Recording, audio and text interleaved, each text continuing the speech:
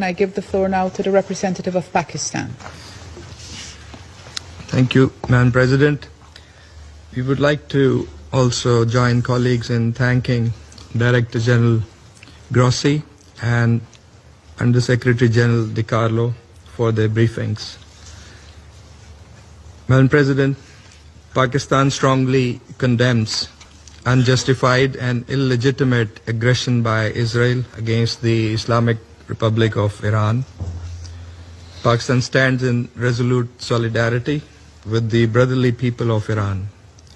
We offer our sympathies and condolences on the loss of life and damages due to these heinous attacks.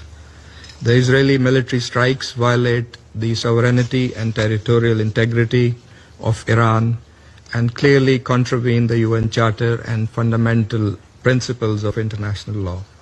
We unequivocally denounce these blatant provocations, which constitute a grave danger and a serious threat to the peace, security, and stability of the entire region and beyond, with serious implications. Iran has the right to self-defense under Article 51 of the UN Charter.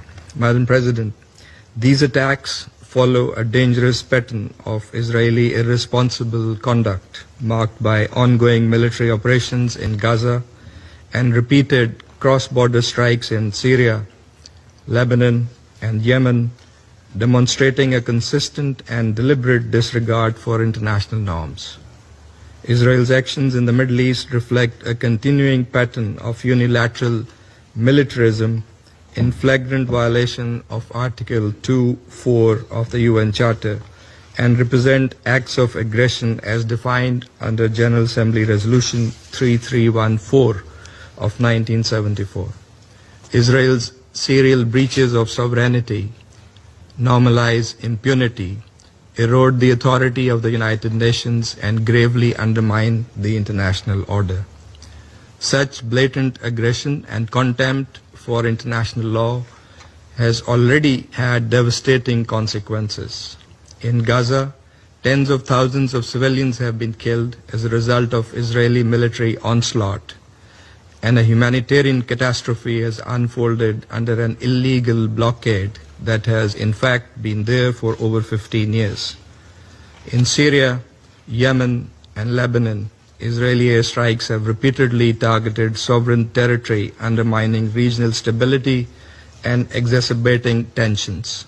The fact that these attacks against Iran have happened in the middle of a negotiations process aimed at finding a peaceful diplomatic solution to the Iranian nuclear issue makes it all the more morally repugnant and against international norms.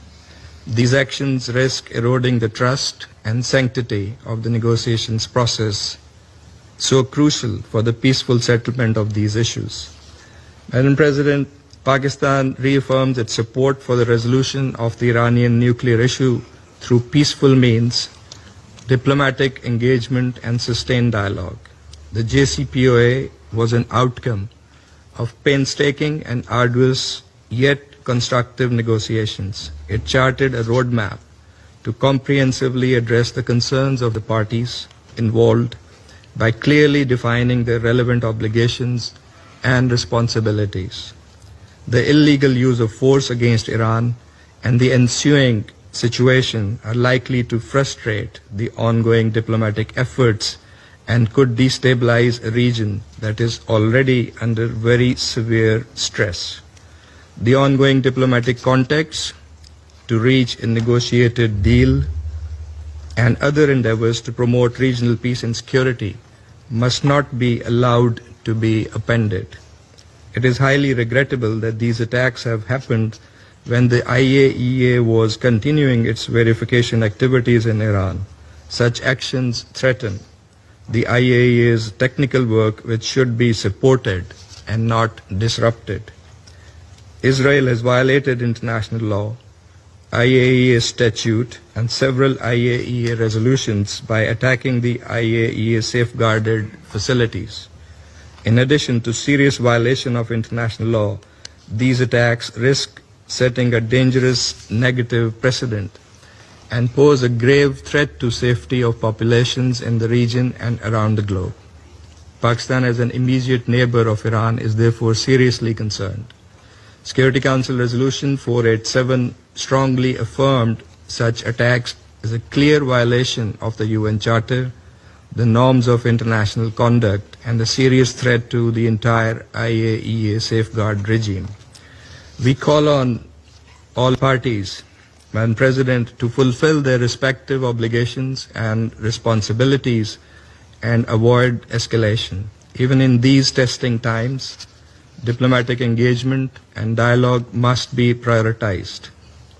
Clearly, the international community is in favor of peace and stability in the region. In a few days, next week, the international community, the UN membership, was to come together to express its will to chart the path for the Palestinian state as part of the two-state solution that would usher in the long-awaited, just and durable peace in the Middle East. Israel's reckless and irresponsible behavior cannot be allowed to jeopardize the efforts for peace, endanger the stability of the entire region, and risk wider escalation, thereby threatening global peace and security. The Security Council bears primary responsibility to maintain international peace and security and to stop this aggression immediately. It must hold the aggressor accountable for its actions.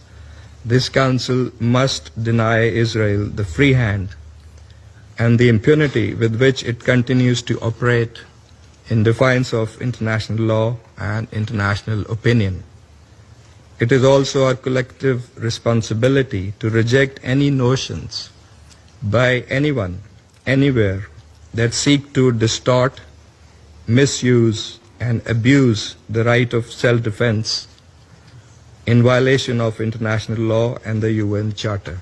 Finally, this Council must collectively muster the courage to take positions and adopt decisions that are in full conformity with the Charter of the United Nations.